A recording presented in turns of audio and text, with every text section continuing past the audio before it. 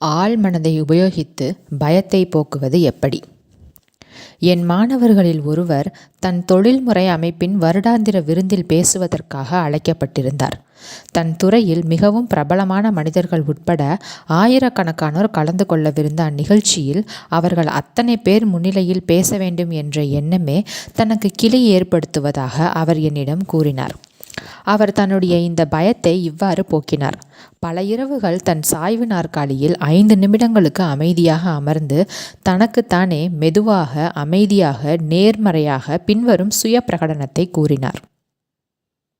நான் இப்பயத்தை வெற்றி கொள்ளப் போகிறேன். நான் அதிலிருந்து இப்போது விடுபட்டு கொண்டிருக்கிறேன்.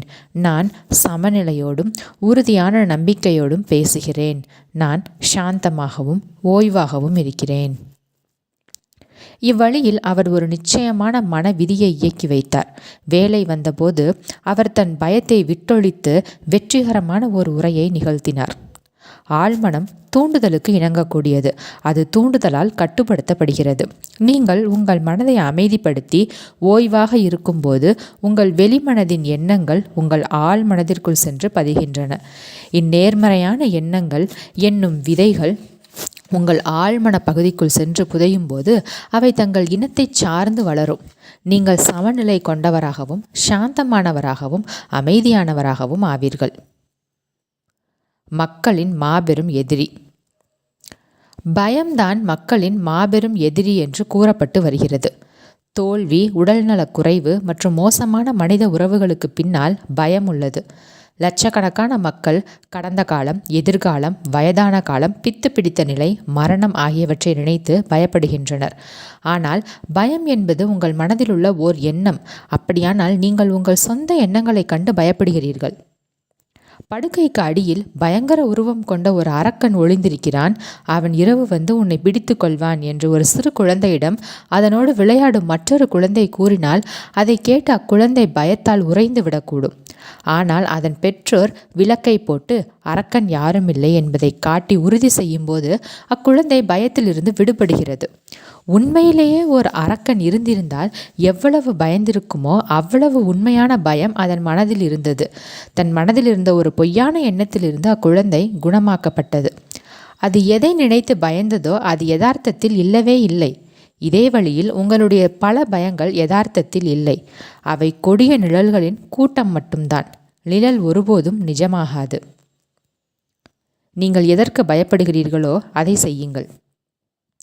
19ஆம் நூற்றாண்டின் மாபெரும் தத்துவவியலாளரும் கவிஞருமான ரால்ஃப் வால்டோ எமர்சன், நீங்கள் எதை செய்ய பயப்படுகிறீர்களோ அதை செய்யுங்கள், பயத்தின் மரணம் நிச்சயம் என்று கூறினார். நான் பார்வையாளர்கள் முன் நின்று பேசுவதை பற்றி நினைத்தாலே சொல்ல முடியாத பயத்தில் உறைந்து போன காலம் ஒன்று உண்டு. நான் இப்பயத்திடம் தோற்றுப்போய் ஓடி ஒளிந்திருந்தால் நீங்கள் இப்போது இப்புத்தகத்தை படித்து கொண்டிருக்க மாட்டீர்கள் என்பது உறுதி. ஆழ்மனதின் செயல்பாடுகளை பற்றி நான் கற்று அறிந்திருப்பதை என்னால் மற்றவர்களுடன் பகிர்ந்து கொண்டிருக்க முடியாது. எமர்சனின் அறிவுரையை பின்பற்றி நான் இப்பயத்தை வெற்றி கொண்டேன். உள்ளூர நடுங்கியவாறே நான் பார்வையாளர்கள் முன் நின்று பேசினேன். காலப்போக்கில் என் பயம் குறைந்தது. இறுதியில் மற்றவர்கள் முன் நின்று பேசுவதை நான் மகிழ்ச்சியுடன் அனுபவிக்க துவங்கினேன். சொற்பொழிவு கூட்டங்களில் சென்று பேசுவதற்கான வாய்ப்புகளை ஆவலுடன் எதிர்பார்க்கும் அளவுக்கு நான் வளர்ந்தேன். நான் பயந்த விஷயத்தை செய்தேன். பயத்தின் மரணம் நிச்சயிக்கப்பட்டது. நீங்கள் உங்களுடைய பயங்களை வெற்றி கொள்ளப் போகிறீர்கள் என்று நேர்மறையாக சுய பிரகடனம் செய்து அது குறித்து உங்கள் வெளிமனதில் ஒரு தீர்மானமான முடிவுக்கு வந்தால் உங்கள் எண்ணத்தின் இயல்புக்கு ஏற்ப செயலாற்றும் உங்கள் ஆழ்மனதின் சக்தியை விடுவிப்பீர்கள்.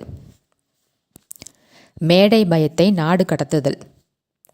முந்தைய ஓர் அத்தியாயத்தில் ஜானட் என்ற இளம் ஓபெரா பாடகியை பற்றி கூறியிருந்தேன் அல்லவா?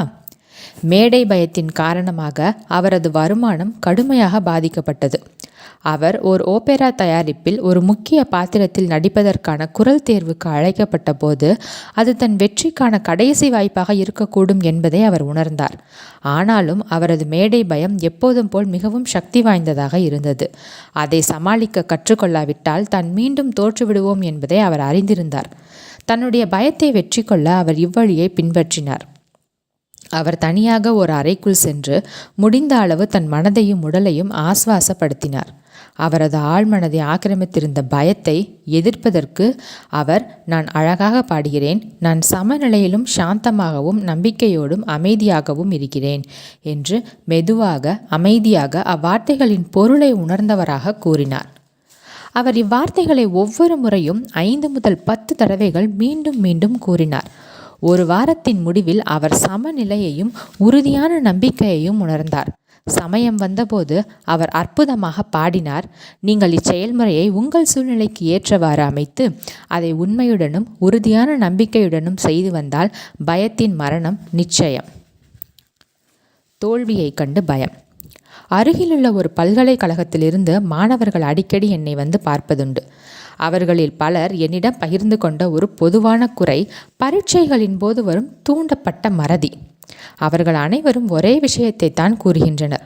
தேர்வுக்கு முன்பு வரை எனக்கு எல்லாம் தலைகீழ் பாடமாக தெரிகிறது. தேர்வுக்கு பிறகும் எனக்கு எல்லா விடைகளும் நினைவில் இருக்கின்றன. ஆனால் நான் வகுப்பறையில் அமர்ந்து ஒரு வெற்று விடைத்தாளை வெறித்து பார்த்து கொண்டிருக்கும் போது என் மனமும் முற்றிலுமாக வெறுமையாகி விடுகிறது. நம்மில் பெரும்பாலானோருக்கு இதே போன்ற அனுபவங்கள் ஏற்பட்டிருக்கும். இதற்கான விளக்கம் ஆழ்மனதின் பெரும் விதிகளில் ஒன்றில் அடங்கியுள்ளது. எந்த எண்ணம் தானாக வெளிப்படுகிறதோ அந்த எண்ணத்திற்கு தான் நாம் அதிகமான குவிக்கப்பட்ட கவனத்தை கொடுக்கிறோம். இம்மாணவர்களோடு பேசிக்கொண்டிருந்ததில் இவர்கள் தோல்வி குறித்த எண்ணத்திற்குத்தான் அதிக கவனத்தை கொடுத்து கொண்டிருந்தனர் என்பது புரிந்தது. இதன் விளைவாக தோல்வியையே ஆழ்மனம் நிஜத்தில் கொண்டு வருகிறது. தோல்வி குறித்த பயம்தான் தற்காலிக மறதி மூலம் தோல்விக்கான அனுபவத்தை உருவாக்குகிறது. ஷீலா என்ற மருத்துவம் பயிலும் மாணவி அவரது வகுப்பிலேயே அதி புத்திசாலி. ஆனாலும் அவர் எழுத்து வழி தேர்வு அல்லது வாய்வழி தேர்வை எதிர்கொண்ட போது சாதாரணமான கேள்விகளுக்கு கூட பதில் கூற முடியாமல் அவரது மனம் வெறுமையானது. நான் அதற்கான காரணத்தை அவரிடம் விளக்கினேன். பரீட்சைக்கு பல நாட்களுக்கு முன்பிருந்தே அவர் தோல்விக்கான வாய்ப்புகள் குறித்து கவலைப்பட்டு கொண்டும் ஆழ்ந்து சிந்தித்து கொண்டும் இருந்திருக்கிறார். இந்த எதிர்மறையான எண்ணங்கள் பயத்தால் தூண்டப்பட்டன. சக்தி வாய்ந்த பய உணர்ச்சியால் சூழப்பட்ட எண்ணங்கள் ஆழ்மனதில் யதார்த்தமாகின்றன. வேறு விதமாக கூறினால், இந்த இளம் மாணவி தனக்கு தோல்வி வேண்டி தன் ஆழ்மனதிடம் விண்ணப்பித்திருந்தார். ஆழ்மனமும் அவ்வாறே செய்தது. பரீட்சை நாளன்று தான் தூண்டப்பட்ட மறதிக்கு ஆளாகி இருப்பதை அவர் கண்டுகொண்டார். அவர் தன் பயத்தை எப்படி வெற்றி கொண்டார்? தன் ஆழ்மனதின் செயல்பாடுகளை பற்றி படிக்க துவங்கியவுடன் அது நினைவுகளின் களஞ்சியம் என்பதை அவர் கற்றுக்கொண்டார். தன் மருத்துவ பயிற்சியின் போது தான் கேட்ட மற்றும் படித்த அனைத்தையும் பற்றிய கச்சிதமான பதிவுகள் அதில் இருந்தன. மேலும் ஆழ்மனம் செயல்விடை அளிக்கக்கூடியது என்பதையும் கற்றறிந்தார். அதனுடன் ஆழ்ந்த தொடர்புடன் இருப்பதற்கான சிறந்த வழி ஆஸ்வாசத்துடன், அமைதியுடன், உறுதியான நம்பிக்கையுடன் இருப்பதுதான். ஒவ்வொரு நாள் காலையிலும் மாலையிலும் தன் அற்புதமான சாதனைகள் குறித்து தன் பெற்றோர்கள் தன்னை பாராட்டுவதாக கற்பனை செய்ய துவங்கினார். அவர்களிடமிருந்து வந்த ஒரு கற்பனை கடிதத்தை தன் கையில் வைத்திருந்தார். இந்த மகிழ்ச்சியான முடிவை அவர் ஆழ்ந்து சிந்திக்க துவங்கியதும் தனக்குள்ளேயே அதற்கேற்ற பரஸ்பரமான செயல்விடையை அல்லது எதிர்வினையை அவர் வரவழைத்தார். இத்தொடர் தூண்டுதலின் விளைவாக சர்வ ஞானம் படைத்த சர்வ வல்லமை வாய்ந்த ஆழ்மனதின் சக்தி பொறுப்பை ஏற்றுக்கொண்டது. அத்தூண்டுதலுக்கேற்ப அவரது வெளிமனதை ஆணையிட்டு இயக்கியது. அவர் தனக்கு விருப்பமான விளைவை கற்பனை செய்தார். இவ்விளைவை நிஜமாக்குவதற்கான வழி குறித்து வேண்டினார். இச்செயல்முறையை பின்பற்றிய பிறகு அடுத்து வந்த பரீட்சைகளில் தேர்ச்சி பெற அவருக்கு எந்த பிரச்சனையும் இருக்கவில்லை. அவரது ஆழ்மனதின் அகவயமான ஞானம் பொறுப்பேற்று அவர் சிறப்பாக செயல்பட உதவியது. தண்ணீரை கண்டு பயம். எனக்கு 10 வயதாக இருக்கும்போது எதிர்பாராமல் நான் ஒரு நீச்சல் குளத்திற்குள் விழுந்து விட்டேன். நான் நீச்சல் கற்றுக்கொண்டிருக்கவில்லை. என் கைகளை வேகமாக அங்குமிங்கும் அசைத்தேன். ஆனாலும் எந்த பிரயோஜனமும் இல்லை. நான் மூழ்கி கொண்டிருப்பது போல் உணர்ந்தேன். அந்த இருளான தண்ணீர் என்னை சூழ்ந்தபோது எனக்கு ஏற்பட்ட கிளி இன்றும் என் நினைவில் உள்ளது. நான் மூச்சிற்காக திணறிக் கொண்டிருந்தேன். ஆனால் என் வாய் நிறைய தண்ணீர் இருந்தது. கடைசி கணத்தில் வேறொரு பையன் என் நிலைமையை பார்த்தான். அவன் தண்ணீருக்குள் குதித்து என்னை வெளியே இழுத்தான். இந்த அனுபவம் என் ஆழ்மனதிற்குள் சென்று தங்கியது. இதன் விளைவு வருடக்கணக்கில் நான் தண்ணீரை கண்டு பயந்தேன். பின்னர் ஒரு நாள் என்னுடைய இந்த எரிச்சலூட்டும் பயத்தை பற்றி ஒரு வயதான அனுபவமிக்க உளவியலாளரிடம் குறிப்பிட்டேன். நீச்சல் குளத்திற்கு போ, தண்ணீரை பார், அது 2 ஹைட்ரஜன் அணுக்கள் மற்றும் ஒரு ஆக்சிஜன் அணுவால் ஆன ஒரு சாதாரண வேதியியல் கலவை. அதற்கென்று எந்த விருப்பமோ அல்லது விழிப்புணர்வோ கிடையாது. ஆனால் உன்னிடம் அந்த 2மே உள்ளன என்று கூறினார். இவ்வுரையாடல் எதை நோக்கி சென்று கொண்டிருக்கிறது என்று யோசித்தவாறே தலையசைத்தேன். அவர் தொடர்ந்தார். தண்ணீர் செயலற்றது என்பதை நீ புரிந்து கொண்டவுடன் வாய்விட்டு சத்தமாக கம்பீரமான குரலில், நான் உன்னை வெற்றி கொள்ளப் போகிறேன், மனதின் சக்திகளை கொண்டு உன் மீது ஆதிக்கம் செலுத்தப் போகிறேன் என்று கூறு. பிறகு தண்ணீருக்குள் குதி. நீச்சல் பயிற்சிகள் எடுத்துக்கொள். உனக்குள் இருக்கும் சக்திகளை பயன்படுத்தி தண்ணீரை வெற்றிக்கொள். எனக்கு கூறப்பட்டபடி நான் செய்தேன். நான் ஒரு புதிய மனப்போக்கை ஏற்றுக்கொண்டவுடன் ஆழ்மனதின் சர்வ வல்லமை வாய்ந்த சக்தி எனக்கு வலிமையையும் விசுவாசத்தையும் உறுதியான நம்பிக்கையும் வழங்கி பதிலளித்தது. என் பயத்திலிருந்து விடுபட அது எனக்கு ஆற்றல் அளித்தது. நான் தண்ணீரை வெற்றி கொண்டேன். இன்று ஒவ்வொரு நாள் காலையிலும் நான் ஆரோக்கியத்திற்காகவும் ஆனந்தத்திற்காகவும் நீச்சல் அடிக்கிறேன். தண்ணீர் உங்களை அடிமைப்படுத்த அனுமதிக்காதீர்கள். நீங்கள்தான் அதன் எஜமான் என்பதை நினைவில் கொள்ளுங்கள். குறிப்பிட்ட பயங்களை போக்குவதற்கான சிறந்த உத்தி. நான் சொற்பொழிவு மேடைகளில் நின்று ஆயிரக்கணக்கான மக்களுக்கு கற்றுக் கொடுத்துள்ள பயத்திலிருந்து விடுபடுவதற்கான உத்தியை இங்கு கூறுகிறேன். இது மாயமாக வேலை செய்கிறது. முயன்று பாருங்கள். நீங்கள் நீந்துவதற்கு பயப்படுவதாக வைத்துக்கொள்வோம். ஒரு நாளைக்கு 3 அல்லது 4 முறை 5 அல்லது 10 நிமிடங்கள் வரை ஆடாமல் அசையாமல் உட்காருங்கள். ஆழ்ந்த ஓய்வு நிலைக்கு உங்களை உட்படுத்துங்கள். இப்பொழுது நீங்கள் நீந்துவதாக கற்பனை செய்யுங்கள்.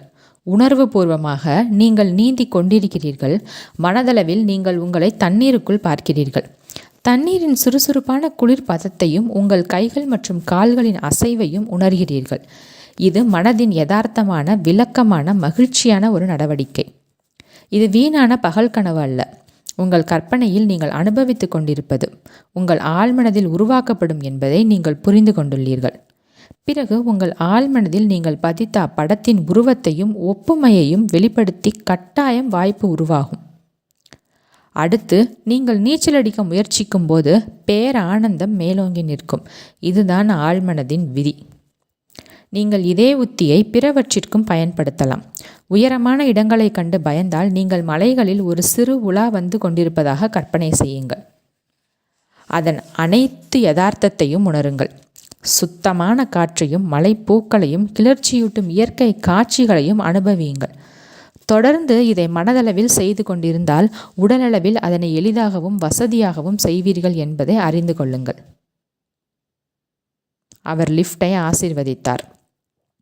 ஜோனத்தன் ஒரு பெரும் நிறுவனத்தில் செயற்குழு உறுப்பினராக வேலை பார்ப்பவர். பல வருடங்கள் வரை அவர் லிஃப்டில் பயணம் செய்ய பயங்கரமாக பயந்தார்.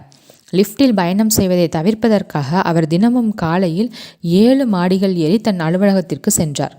உயரமான தளங்களில் உள்ள பிற நிறுவனங்களில் பணியாற்றுபவர்களை சந்திக்க வேண்டியிருந்த போது ஏதோ ஒரு காரணம் சொல்லி அவர்களை தன் அலுவலகத்திலோ அல்லது ஏதேனும் ஒரு உணவகத்திலோ சந்தித்தார். வெளியூர் வியாபார பயணங்கள் அவருக்கு பெரும் சித்திரவதை. அவர் முன்கூட்டியே ஹோட்டலை தொடர்பு கொண்டு படிக்கட்டுகளை பயன்படுத்த ஏதுவாக தான் தங்கும் அறை தாழ்ந்த தளத்தில் இருப்பதை உறுதி செய்ய வேண்டியிருந்தது. இப்பயம் அவரது ஆழ்மனதால் உற்பத்தி செய்யப்பட்டது. இது அவர் தன் உணர்கிற நிலையில் நீண்ட காலமாக மறந்துவிட்ட ஏதோ ஒரு அனுபவத்திற்கு அவரது ஆழ்மனம் அளித்த செயல்விடையாக இருக்கலாம். அவர் இதை அறிந்து கொண்ட பிறகு அதை மாற்ற முடிவெடுத்தார். ஒவ்வொரு இரவிலும் பகலிலும் பல தடவைகள் அவர் லிஃப்டை ஆசீர்வதிக்க துவங்கினார். அமைதியான உறுதியான மனநிலையில் அவர் தனக்குத்தானே இவ்வாறு தொடர்ந்து கூறினார். எங்கள் கட்டடத்தில் உள்ள லிஃப்ட் ஒரு அற்புதமான கண்டுபிடிப்பு. அது பிரபஞ்ச மனதின் மூலம் வந்தது. எங்கள் அனைத்து ஊழியர்களுக்கும் அது ஒரு நற்பெயராகவும் ஆசீர்வாதமாகவும் அமைந்துள்ளது. அது அற்புதமான சேவை புரிகிறது. அது பிரபஞ்ச ஒழுங்கின்படி இயங்குகிறது. நான் அதில் அமைதியுடனும் மகிழ்ச்சியுடனும் பயணம் செய்கிறேன். வாழ்வு, அன்பு, புரிதல் ஆகியவற்றின் ஓட்டங்கள் என் எண்ணத்தின் அமைப்புகளில் பாய்ந்து கொண்டிருக்கும் இவ்வேளையில் நான் அமைதியாக இருக்கிறேன். என் கற்பனையில் நான் இப்பொழுது லிஃப்டில் இருக்கிறேன். அதிலிருந்து வெளியேறி என் அலுவலகத்திற்குள் நுழைகிறேன். லிஃப்ட் முழுக்க எங்கள் ஊழியர்கள் இருக்கின்றனர். நான் அவர்களிடம் பேசுகிறேன். அவர்கள் அன்பாகவும் மகிழ்ச்சியாகவும் சுதந்திரமாகவும் இருக்கிறார்கள். இது சுதந்திரம், விசுவாசம், நம்பிக்கை ஆகியவற்றின் அற்புதமான ஒரு அனுபவம். நான் அதற்காக நன்றி கூறுகிறேன். அவர் இப்பிரார்த்தனையை 10 நாட்கள் தொடர்ந்து செய்தார். 11ஆம் நாள் அவர் தன் நிறுவனத்தின் பிற உறுப்பினர்களுடன் லிஃப்டிற்குள் நுழைந்தார். முற்றிலும் சுதந்திரமாக உணர்ந்தார். சாதாரண பயமும் அசாதாரணமான பயமும். ஒரு பிறந்த குழந்தை 2 விஷயங்களுக்குத்தான் பயப்படும். ஒன்று விழுந்து விடுவது குறித்த பயம், மற்றொன்று சத்தம் குறித்த பயம். இவை முற்றிலும் இயல்பானவை. இவை தற்காப்புக்காக இயற்கை நமக்கு அளித்துள்ள ஒரு விதமான எச்சரிக்கை அமைப்பாக செயல்படுகின்றன. இயல்பான பயம் நல்லது. சாலையில் உங்களை நோக்கி ஒரு வண்டி வரும் சத்தத்தை கேட்டவுடன் அது உங்கள் மீது இடித்து விடாமல் இருக்க நீங்கள் ஒதுங்கி நிற்கிறீர்கள். அது உங்கள் மீது மோதிவிடும் என்ற தற்காலிக பயத்திலிருந்து நீங்கள் எடுத்த நடவடிக்கை உங்களை காப்பாற்றுகிறது. பிற பயங்கள் அனைத்தும் அசாதாரணமானவை. அவை சில குறிப்பிட்ட அனுபவங்களால் ஏற்படுத்தப்பட்டவையாக இருக்கலாம். அல்லது உங்களுடைய இளம் பருவத்தில் உங்கள் பெற்றோர்கள், உறவினர்கள், ஆசிரியர்கள் மற்றும் பிறரால் உங்கள் மீது திணிக்கப்பட்டவையாக இருக்கலாம். அசாதாரணமான பயம். மக்கள் தங்கள் கற்பனையை தறிக்கெட்டு ஓட அனுமதிக்கும் போது அசாதாரணமான பயம் அவர்களை பற்றி கொள்கிறது. எனக்கு தெரிந்த பெண் ஒருவருக்கு விமானத்தில் உலகை சுற்றி பார்ப்பதற்கான ஓர் அழைப்பு வந்தது. விமான விபத்துகள் குறித்து செய்தித்தாளில் வந்த அனைத்து அறிக்கைகளையும் அவர் வெட்டி எடுக்க துவங்கினார். உலகின் மிக மோசமான விமான விபத்துகள் என்ற தலைப்பில் வெளிவந்த ஒளிநாடாவையும் அவர் வாங்கினார். தான் பெருங்கடலுக்குள் விழுந்து மூழ்குவதைப் போல் கற்பனை செய்தார். இது அசாதாரணமான பயம். அவர் இதில் விடாப்பிடியாக இருந்திருந்தால் தான் அதிகமாக பயந்த விஷயத்தை ஒருவேளை அவர் தன்பால் ஈர்த்திருக்கக்கூடும். அசாதாரணமான பயத்தால் துன்புற்றவர்களுக்கான மற்றொரு எடுத்துக்காட்டு நியூயார்க் நகரில் வெற்றியாளராகவும் செல்வ செழிப்பானவராகவும் திகழ்ந்த ஓர் வணிகரை பற்றியது. தன் நிறுவனம் திவாலாகி தான் எல்லாவற்றையும் இழந்து விடுவதாக அவர் தன் மனதில் சொந்தமாக ஒரு திரைப்படத்தை உருவாக்கினார். தோல்வி குறித்த இந்த உளத்திரைப்படத்தை அவர் எவ்வளவு அதிகம் தன் மனதில் ஓட்டி பார்த்தாரோ அவ்வளவு அதிகம் அவர் ஒரு ஆழ்ந்த மனச்சோர்வுக்குள் மூழ்கினார். அவர் இப்பயங்கரமான காட்சியை நிறுத்த மறுத்தார். இது நிலைக்காது. இவ்வளர்ச்சி இப்பொழுது எந்த நாளிலும் முடிவுக்கு வரலாம். இதை நம்புவதற்கில்லை. நாம் பணத்தையெல்லாம் இழந்து நொடிந்து போகப் போகிறோம் என்று அவர் தன் மனைவியிடம் தொடர்ந்து கூறி வந்தார். அவர் உண்மையிலேயே திவாலானதை பின்னாளில் அவர் மனைவியனிடம் தெரிவித்தார். அவர் கற்பனை செய்த பயந்த அனைத்தும் அவரது வாழ்வில் நிகழ்ந்தன. அவர் பயந்த விஷயங்கள் உண்மையில் அங்கு இருந்திருக்கவில்லை. ஆனால் தன் தொடர்ச்சியான பயம், நம்பிக்கை, பொருளாதார பேரழிவு குறித்த எதிர்பார்ப்பு ஆகியவற்றால் அவர் அவற்றை தன் வாழ்வில் ஈர்த்தார். தன் குழந்தைகளுக்கு பயங்கரமான ஏதோ ஒன்று நடக்கப் போகிறது அல்லது தங்களுக்காக ஏதோ ஒரு பேரழிவு காத்திருக்கிறது என்று நினைத்து பயந்து கொண்டிருக்கும் மக்கள் உலகம் முழுவதிலும் நிறைந்திருக்கின்றனர். அவர்கள் ஏதேனும் ஒரு அரிய தொற்று நோய் பற்றி படித்தால் அவர்களையும் அது தொற்றிக்கொள்ளும் என்ற பயத்தில் வாழ்கின்றனர். சிலர் அந்நோய் ஏற்கனவே தங்களை தொற்றுக்கொண்டு விட்டதாக கற்பனை செய்கின்றனர். இவை அனைத்தும் அசாதாரணமான பயம். அசாதாரணமான பயத்திற்கான விடை. ஓர் அசாதாரணமான பயம் உங்களை தொற்றிக் கொண்டிருப்பதை நீங்கள் கண்டுகொண்டால் மனதளவில் அதை மாற்ற தீவிரமாக முயற்சிக்க வேண்டும். நீங்கள் பயத்தின் உச்சத்தில் நிலைத்திருக்கும் போது தேக்க நிலையாலும் மனச்சீர்கேடாலும் உடற்சீர்கேடாலும் துன்புறுவீர்கள். பயம் எழும்போது ஆழ்மனதின் அடிப்படை விதிகளில் ஒன்று அப்பயத்திற்கு நேரெதிரான ஒரு விருப்பத்தை உடனடியாக தன்னுடன் அழைத்து வந்து நிறுத்தும். உடனடியாக விரும்பப்படும் அவ்விஷயத்தில் கவனம் செலுத்துங்கள். உங்கள் விருப்பத்தில் மூழ்கி அதில் ஆழ்ந்திருங்கள். அக உலகம் புற உலகை எப்பொழுதும் மாற்றக்கூடியது என்பதை அறியுங்கள். இந்த மனப்போக்கு உங்களுக்கு உறுதியான நம்பிக்கை அளித்து உங்கள் மனநிலையை உயர்த்தும். உங்கள் ஆழ்மனதின் முடிவில்லா சக்தி உங்கள் சார்பில் இயங்குகிறது. அது என்றுமே தோற்காது. எனவே சமாதானமும் உறுதியும் உங்களுடையவை ஆகும். உங்கள் பயங்களை ஆய்வு செய்யுங்கள். ஒரு மாபெரும் பன்னாட்டு நிறுவனத்தின் விற்பனைத்துறை தலைவர் முதலில் ஒரு விற்பனையாளராக வேலை செய்ய துவங்கிய போது ஒரு வாடிக்கையாளரை தொடர்பு கொள்வதற்கான தைரியத்தை வரவழைத்துக் கொள்வதற்கு முன் 5-6 முறை அவ்வளாகத்தை சுற்றி சுற்றி நடக்க வேண்டியிருந்ததாக என்னிடம் தெரிவித்தார். அவரது மேற்பார்வையாளர் மிகுந்த அனுபவசாலியாகவும் அறிவார்ந்தவராகவும் இருந்தார். ஒரு நாள் அவர் இவரிடம், கதவுக்கு பின்னால் உள்ள பூதத்தை பார்த்து பயப்படாதீர்கள். பூதம் என்று ஏதுமில்லை. நீங்கள் ஒரு பொய்யான நம்பிக்கைக்கு பலியாகியுள்ளீர்கள் என்று கூறினார். அவர் எப்பொழுதெல்லாம் பயத்தின் முதல் பார்வையை உணர்ந்தாரோ அப்பொழுதெல்லாம் தான் அதை எதிர்த்து நின்றதாக அந்த மேற்பார்வையாளர் மேலும் கூறினார். அதன் முகத்தை உற்று நோக்கி அதன் கண்களை தன் கண்களால் நேரடியாக சந்தித்தார். அவர் அப்படி செய்தவுடன் பயம் மங்கி மாயமாய் மறைந்து விடுவதை கண்டார். காட்டில் தரையிறங்கிய விமானம். இரண்டாம் உலகப் போரின் போது தான் ஓட்டிச் சென்ற விமானம் தாக்குதலுக்கு உள்ளாகி ஒரு காட்டில் தரையிறங்கியது என்று ஜான் என்ற முன்னாள் அமெரிக்க இராணுவ பாதிரியார் ஒருவர் என்னிடம் கூறினார். அவர் நியூ கினியா நாட்டின் காடுகள் சூழ்ந்த மலைகளை தாண்டி வெளிவர வேண்டியிருந்தது. அவர் பயத்தால் நடுங்கியது உண்மை.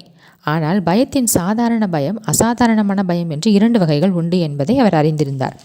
அவரை தன் கட்டுப்பாட்டிற்குள் கொண்டு வர முயற்சித்த அசாதாரணமான பயம் பீதியின் நெருங்கிய சொந்தம்.